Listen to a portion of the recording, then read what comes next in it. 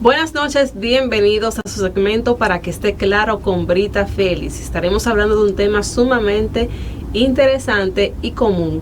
Dormir bien es un factor importante para la salud y la calidad de vida. Es durante el sueño que los músculos se relajan, se liberan hormonas y se fortalece la memoria.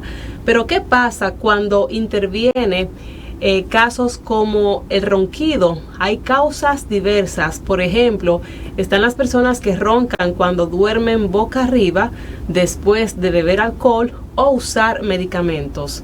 Otras causas son los que roncan por cambios anatómicos como amigdalias grandes y paladar estrecho, o por factores como la obesidad, el tabaquismo, el embarazo y antecedentes de enfermedades alérgicas.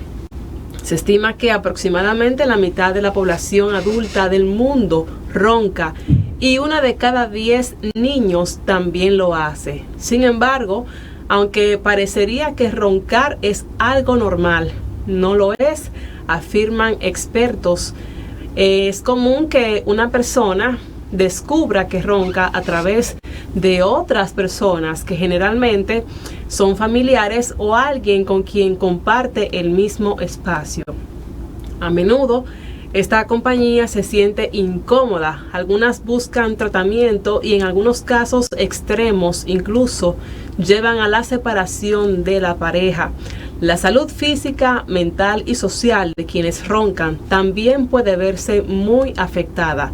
Por otro lado, los efectos de una mala noche de sueño pueden aparecer al día siguiente, comprometiendo la memoria, la concentración, el razonamiento y la coordinación motora.